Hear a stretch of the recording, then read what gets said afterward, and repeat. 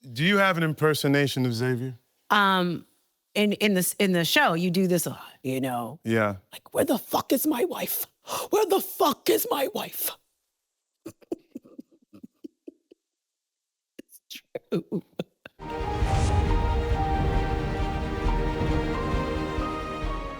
Hi, everybody, and welcome to Hulu's official Paradise Companion podcast.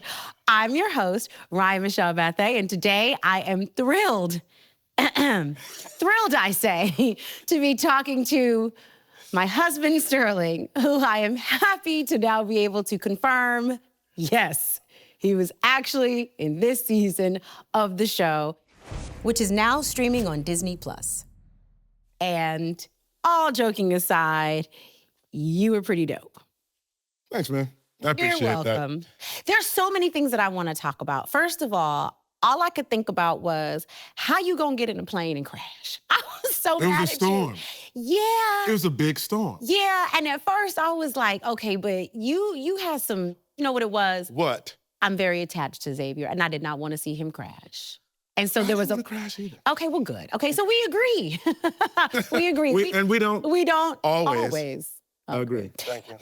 But honest, in all sincerity, I was like, how we need something to go right. When you got on that plane, in my mind, you were just, it was, I don't know why I thought it would be smooth sailing. No. But, and then what also happens and again, in all seriousness, with the plane crash, we realized just how very alone the world, like how silent the world is, right? Because you're in this Cessna and you're doing all the things that you've been trained to do, Cessna 2289, Alpha Bravo Charlie, you know, and— It's the first three letters. Thank you. Very good.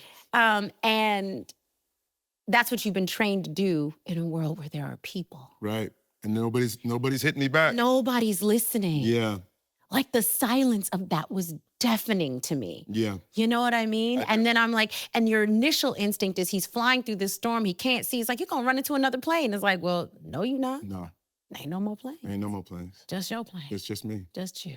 Yeah, so anyway, so that's something that stuck with me too about that episode, was just how silent the world is, you know? And then this leads me to my next question about the kids. What about the kids? The silent, because we land in the silent, and it's so loud. Yeah. The crash and the fire and everything is happening, and then how silent the kids are and how they keep. What was that like? I think they'd learn silence for safety. Right, of course. You know what I'm saying? Because they know that like drawing attention to themselves is the last thing that they want to do. Shout out to those kids. The young boy who plays Daniel, his name is Alexander, and he has a special place in my heart. Very sweet, very precocious young man who did a wonderful job. Incredible job. All the kids are great. And I also want to, I'll shout them all out. But this little girl is like the cutest little thing on the face of the planet. Got like these big old gorgeous eyes that just peer at you. He's hurt real bad. He's hurt bad. So sweet. I love these kids. And you know me, like, you know me personally. Say, people like, don't know this. I don't know how many people know this about you, but you love, like, you're a whisperer of children. I am. In the fact that you can connect with them. I'm just a giant one myself, basically. Yeah, I know. You want to say it, so I'll let you say it. And listen, if I'm not a giant kid, I like sitting at the kids' table at Thanksgiving. Yes, you have always done that.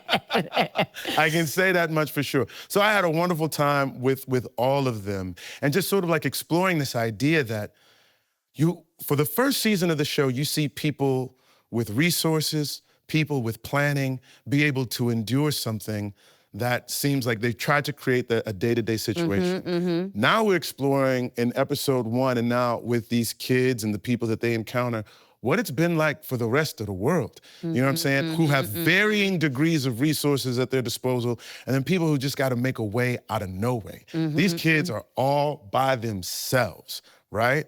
Yeah, like it's a fascinating thing to think about. Like, if this global atrocity transpires, like, how do you make it through? And these kids are just basically hunter-gatherers, scavenging off of whatever they can find, moving from place to place, and just making it. Barely.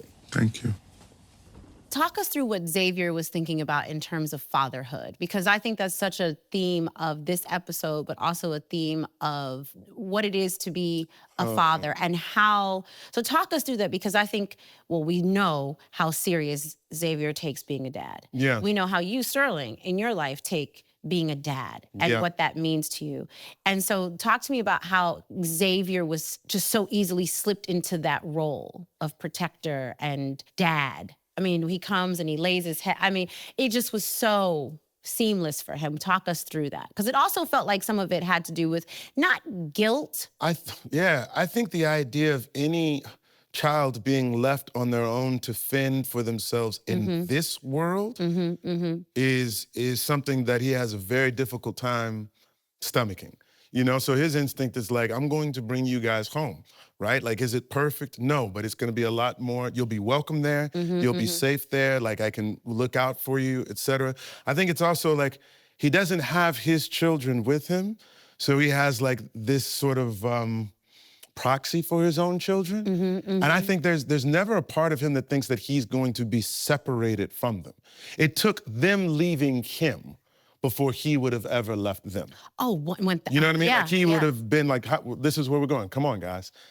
And they just left. I mean, I wept. I wept when you came back and I said sorry, and it was so no, but in that I heard it in her voice, right? Because even though the leader of the pack was the one who was doing the talking for you, I heard it in her voice because she didn't say anything, and when she did speak, it was so important. You was like, he's hurt bad.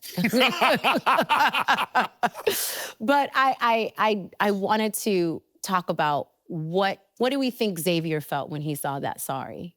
A couple of different things, because they took a lot of his stuff. Right, they jacked you. They did jack you. I did get jacked. The kids jacked you. You know what I'm saying? With a jacked up leg, having to hobble back to this plane and whatnot, like I could have used the few resources that I had. But then also it's like, I think they in a way were more equipped to survive in this world than he is. It's like, they've sort of proven that they know how to adapt. Right. It's been 3 years, you know what I'm saying? And they've made it this far by themselves. So I think there's a sadness that they feel like that's the best that life has to offer them. Right. And that he was hoping that maybe he could be a part of it in some shape, form, or fashion. But also now, I have to get to my wife. Like, at the end of the day, like, okay, now I have to trust that they're gonna take care of themselves. Now I gotta get back to my woman. That's the whole reason why I left this place. Probably the only thing that would let me leave my children in the first place is to find my partner in life. Now, we got to talk about that moment, speaking of the kids and being a protector. What was that like to film? The guy dies in, what, an inch of mud? You push him like down. Once I push him deep enough, I get a solid 2 inches. Okay, well, all right. Yeah. But what was filming that like?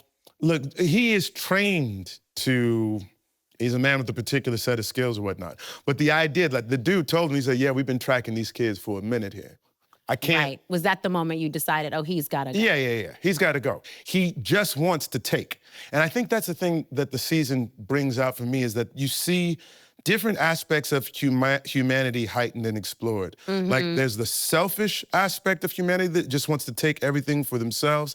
And then you see like the spirit of communion and people coming together and being of service to one another. And both of those things, I think, get heightened when tragedy, when the world goes through like a dramatic event such as the one that our world has gone through. But once he said, I've been tracking these kids for a minute, I was like, oh, you about to go. I do think that brings up something very, very interesting and fascinating about Xavier's character, because he is this duality between a man with a particular set of skills, which normally we see in cinema and television and film as very one-dimensional. Yeah. But then what we live with Xavier is people are good. The world is good. Yeah. There's good in the world, which I find like a really interesting dichotomy, and I wanted you to speak to as this person who's playing the character and as this character unfolds. I think it is something that he has to believe as much for himself as he espouses out loud. I think there's a turn too, because at the beginning of season 1, I think you're finding a man who's learning how to live with despair. You know, he's been without his wife for 3 years. He's been raising his kids, joyful, happy to have them alive and safe, but still grieving that loss. Of course. As soon as he hears the tape that Sinatra plays for him and the possibility that Dr. Teri Rogers Collins could be alive, then there's like this newfound spark of like, I can have my whole family. Like I can have everybody, right? And so his whole reason for venturing out of the nest is the belief that love is out there, the belief that the person that I wish to be with more than anything is out there. And so I think that turns into like, I don't leave for no reason at all. Right, of course. I leave to succeed. And therefore, this success has to be a possibility, not just for me, but for everybody, right? There is good out here. I don't believe good ended 3 years ago, right? Like we went through tragedy, but that doesn't mean that everything about life is tragic. There's still something beautiful that exists in the world, right? I think even the presence of those children is a reaffirming thought, right? Like these kids still exist. They didn't all go away. You know what I'm saying? Like it's a big deal. So I think like I have to find her, and in pursuit of her, I have to believe that she's still there. You know what I'm saying? I do, or else it's all for naught. Yeah, and leaving your kids. Yeah, it would be unjustifiable. Speaking of finding her, I think we might actually be able to speak to the other half of this. This is my favorite thing. What is your favorite thing? I love it when wives meet. You have so many wives. I have a few. They meet all the time. I know. And they all get along with each other fantastically. I'm Xavier. It's nice to meet you. Teri. What an absolute pleasure. All right, welcome back to the podcast. I am so excited to introduce Enuka Okuma. Oh my God. You look fantastic, though. It's so nice to see you. Your character, Teri, is married to none other than the famous agent Xavier Collins, but not when we first meet you. That's this right. season. We get the backstory.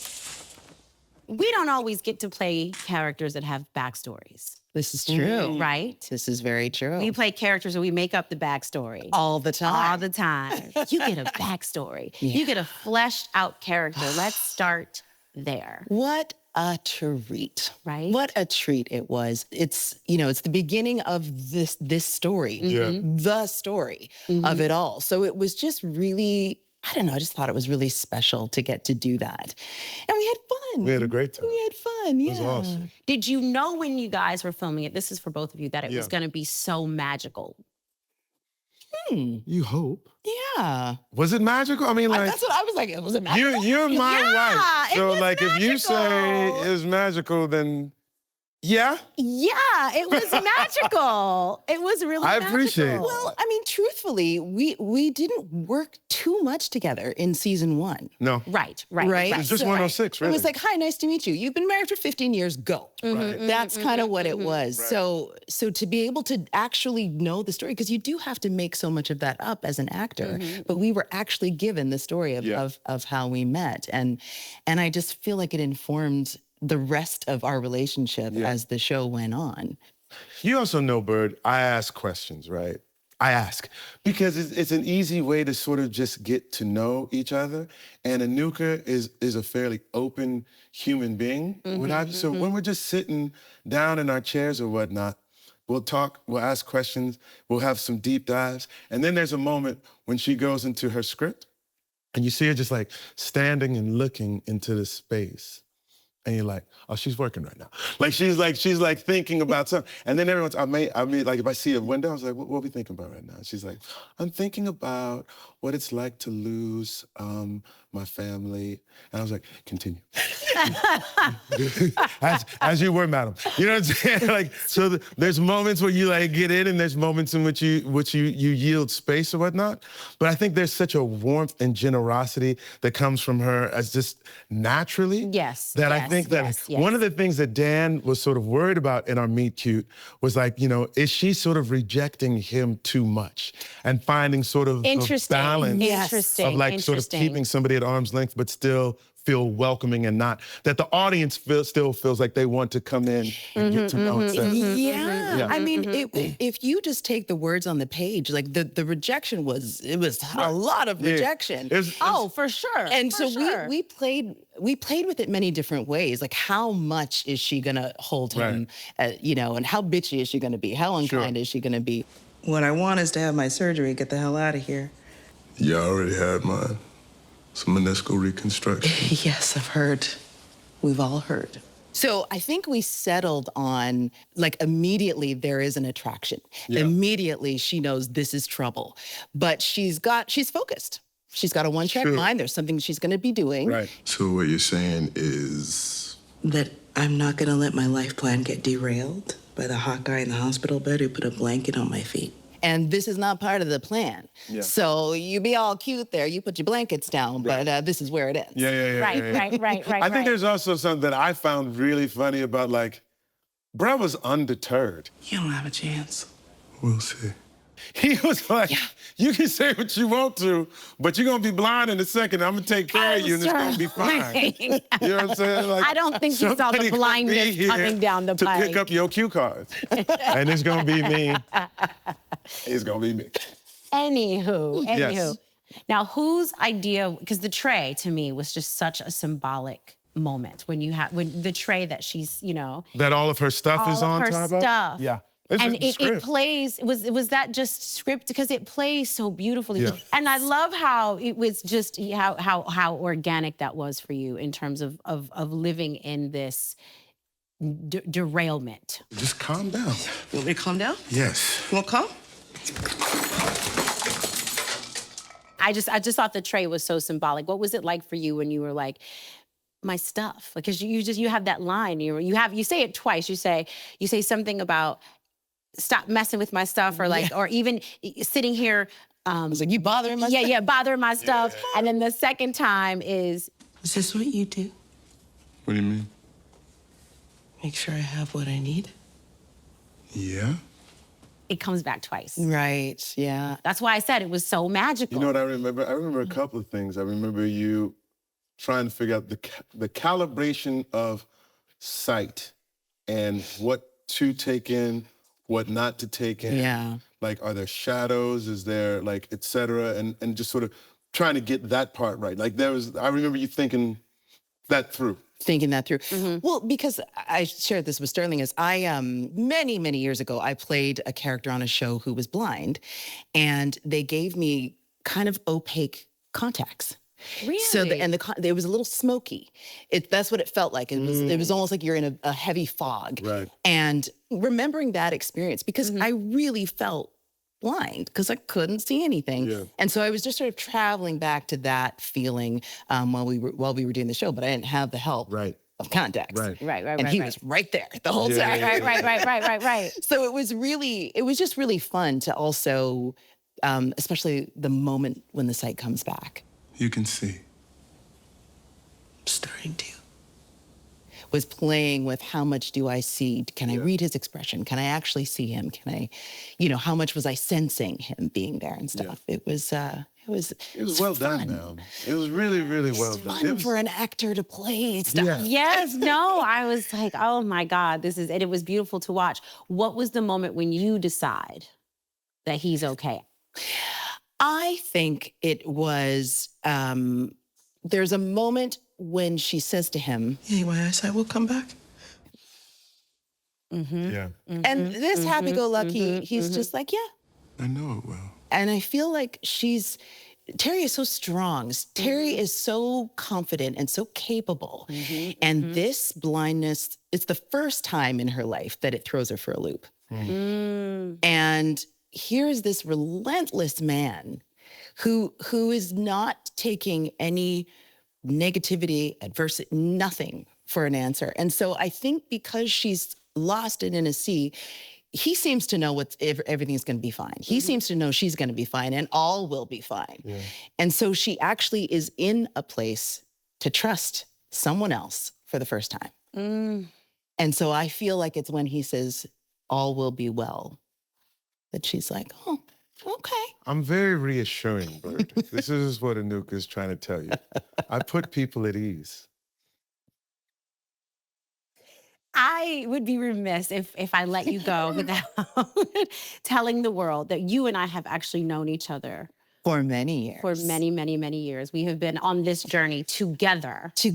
Right, for a really, really long time. And we would see each other. It's so funny because I feel like we had that relationship where we would see each other at the same audition, and it was that camaraderie that we are actually in it together, that we are colleagues. Yeah. You know, and I am so grateful to you for obviously your beautiful work on this, but also for you being the kind of human and actress to embrace and to say, you're my colleague in this. You are not my competition. Yeah. And that means a lot. Yeah. I feel like I felt the exact same from you. And knowing that there were women out there that we have each other's backs. And it's like, yeah, if I don't get it and Ryan does, how fabulous. Right. You know? Yeah. And because there's enough for everybody. Amen. Yes. And here we all are together. Yeah. Well, I'm going to get a tissue and I'm going to thank you profusely for coming. You look amazing as always. Okay. Okay, everyone, welcome back to the Paradise Podcast. We are finally going to talk to someone with lots of letters behind their name, some academic heft, an actual professor, which is very exciting, a professor of sociology, okay? His name is Dr. Jonathan Mijs from Boston University with us, which is very exciting.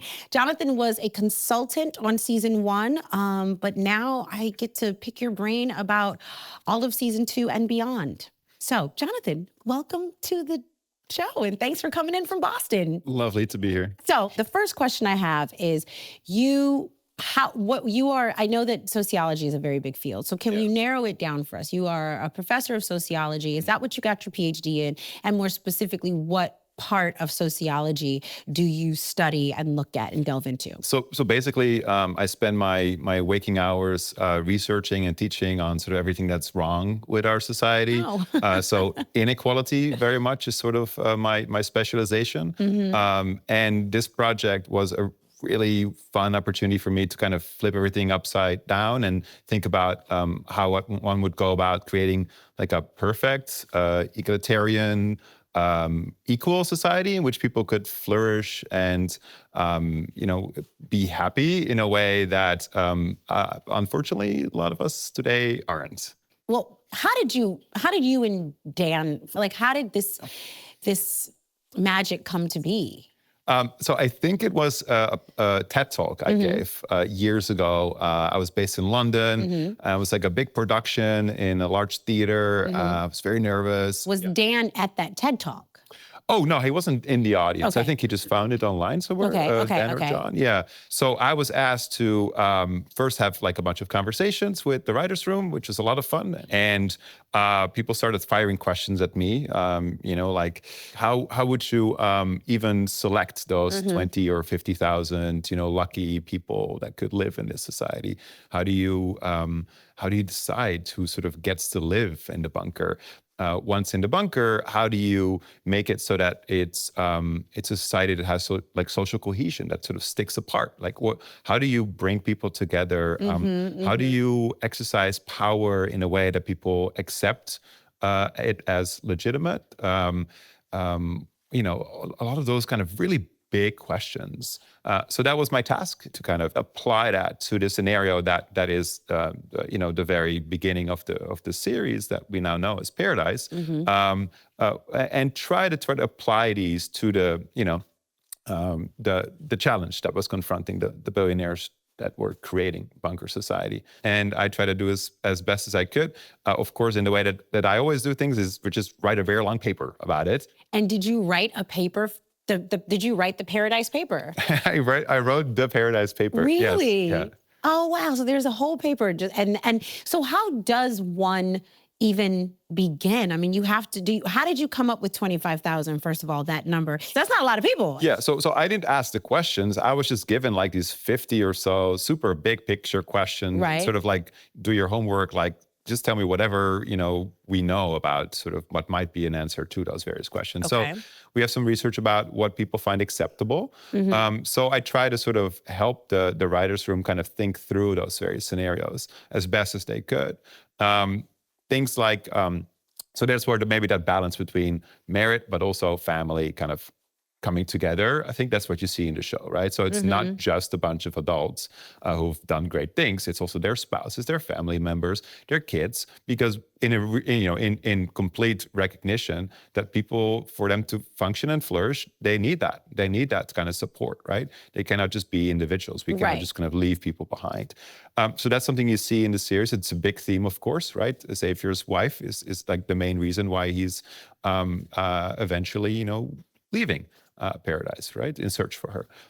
So that's one theme. Another would be things like meaning. What gives people meaning, right? So we see that work has an important function in this society, whether that's being a bartender or being a librarian, but having some purpose, right? That's something that a lot of research also points to as being, people need to have some sense of purpose. But there's a broader sort of narrative around these are the survivors, right, of a catastrophe. These are the only survivors. These are the people. This is going to be the future of humanity. Right. And that's such a strong belief that really binds people together. And there's also the rituals, like around the death of the president, where people come together in a stadium. These are really important things that through rituals, we cope with trauma, we cope with, tough and good things that happen in our lives. But you see that once that narrative, that sense of purpose around we are the survivors, once that is sort of punctured by the realization that there actually are other survivors out there, then you see how quickly things start falling apart, right? In the episode that I think we've just watched, you see a small group of young children that bonds together over, again, that shared trauma, that shared experience, that shared probably, violence and also the scarring experience that brings them together in a way that can be the beginning of something. And what about your families? They're all gone now. But it needs to find a place and for people to have that sense of solidarity. And that's like something that in Paradise, in the bunker society, starts falling apart when people know that, in fact, it's not a democracy anymore. And that it's they've been lied to. Oligarchy. They've been lied to, right? And that's how quickly things can start falling apart. To know that so much of this has such roots in an actual discipline is actually fascinating to me, that they didn't just spin it out of whole cloth, that it actually was rooted in not only your TED Talk, but then the Paradise Paper. I love that, the Paradise Paper, yeah. That's what I'm going to say when, like we're facing a catastrophe ourselves as a society. I mean, God forbid. God forbid. At least I wrote the paper on it. At least you wrote the paper on it. Well, thank you for your paper, and like I said, I appreciate the show so much more. Like I feel like I can say I'm smarter. Maybe just a little bit though. Well, thank you for everything you brought to the show, helping bring it to life in its first season, and thank you for your trek. And I appreciate you. And again, congratulations on getting your tenure. And we're just getting started, so stay with us. Can you tell I'm excited? I'm excited, Bird.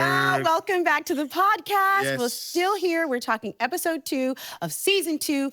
And I probably shouldn't say this, but there is one guest that I'm a little bit more excited to talk to than the others. Don't tell anybody, because this is just too cute. Sterling's here, and now we've got Eris Baker with us. Y'all, I'm in the house. Let me explain to you Tess from what's This happening. Is Us. This is my TV daughter from This Is Us, but she's on the podcast for Paradise because she was a PA on set for season 2.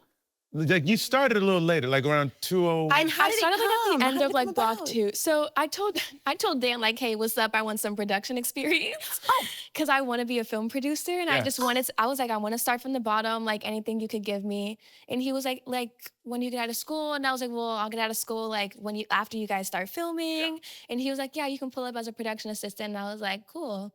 And I pulled up. Pull up. She was so like, okay, Eris. Okay, wait. Where was college? Where is college? Where is college? Okay. I saw her on set.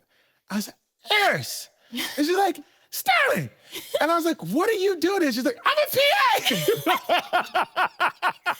Yeah, I was really excited. And she did everything with this big smile on her face. Yeah. Like they'd have her like holding traffic like about, Telling half people a to mile stop. away or what have you. But she's teeny tiny. And she's like, rolling.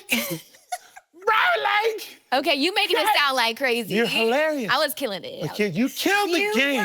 But let me tell you guys something cute. else. Besides just doing a wonderful job and bringing gorgeous energy to the show, she's also like a brilliant filmmaker. I said, Eris, are you working on anything right now? And she says, yeah, I'm working on like a short film. And I was like, how short is it? She's like, it's like 6-7 pages. I'm like, can I read it? She's like, you really want to read it? I was like, no, you need to get this set. Are you really want to read it? And she's like, yeah. She gave it to me. Bird, I was in tears. I read like 7 pages. And I was like, what life have you lived? And she's shooting it right now. Now listen, Y'all are working. let me tell y'all something. This is weird, and I know this is paradise and everything like that, but like, we were looking at like pictures of us at the beginning of This Is Us. You were 10? 10 years old. Yeah. I'm a woman now. She's grown. You're a woman now. I know. It's true. To see this grown person with responsibility doing their job, handling themselves, and also creating their art. Nothing gives me more joy. Like having you on set this year, Baker, was a dream. You're a wonderful human being, young lady, and I adore you. It means I'm serious. I know you are. Great. I got my wife over here doing podcasts. I got my TV daughter over here PAing and stuff. Like, this shit is awesome. This is awesome. Like, it's worth it for this moment in my life. I am so happy. Period. What else you want to do with your podcast? Go ahead. I'm happy. I'm done. That's I love you too, sister. I really, really, really do. We just wanted to talk to you. First of all, what's harder, being an actor or being I mean, obviously we know what you're going to say, but I have to at least ask the question. What's harder and in what ways? Y'all want that real? Yeah, for real. Honestly, like I think being an actor, I don't think one's more difficult than the other. But being on set was hard. Being on set was really hard for me. When I'm an actor, I'm able to prepare myself. Okay, I know my lines. I know what's going on. I know the story. I know the environment. I'm coming to set. Okay, period. Action, let's go. Yeah. But when you on set, Yeah. like there's just few episodes where we're just doing a lot. And Say nip cut. well, Pyramid Lake. Okay. Pyramid Lake was so hard. Yeah. And it's freezing outside and there's so much going on. And we on set, Crafty all the way around the corner, around the block. And you got to make them run. And I gotta make the runs. I gotta make sure that people get their coffee. I gotta make sure the director got their tea. And it's a lot going on. Yes. But it's important. Okay, I know that we don't have forever with you. I have to ask you, where do you see yourself in 10 years? Because you're still going to be super young. And I want you to remember I said this. Yeah. In 10 years, you're still going to be super young. Yeah. Always know that you're very, very young, especially in 10 years. Go ahead. Right. 30 years old, very, very young. Yeah. Still young and lit. I feel like I want to be a producer. I want to run my own production company. I want to make Black films. I want to make films for us, by us. I want to run a set. I admire you. I admire Dan. I admire people that are just able to create communities and create a crew that just gets along and connects. You don't see that all the time. And that's just so important. And I want to be able to make those environments for people. And I want to be able to have young Black girls, young Black people in general, look at my films and be like, damn, like, I feel that, or I understand that, I get that. Create conversation and just, change some things for us. That's what I want. Come on, I boss. love that. I asked you that because I want to be able to play this clip in 10 years. Oh, Lord. Okay, let me change my answer. No, that was perfect. That was perfect because in 10 years, I know without a shadow of a doubt that all of those things will come true and more. Oh, Oh, thanks, Guy. You're welcome. We love you. I love you. Yes. Don't make me teary-eyed. No. We did that last time. Okay, Sterling has to go get the children, or at least one of the children. Somebody got to take care of these kids. One of the children. You go ahead and make the money. I'll leave you to it. And thank you for having me on your podcast. Eris, I know I'm speaking for Sterling here too. Thank you so much for coming today and being here with us and making Sterling's Paradise happen. So we really appreciate you. Thank you so much for having me. Of It was course. a pleasure. It was a Mine, pleasure. ma'am. Pleasure is all ours. You gotta go get them kids. I gotta go get them kids. Paradise, the official podcast, is now streaming. And stream Paradise on Disney+.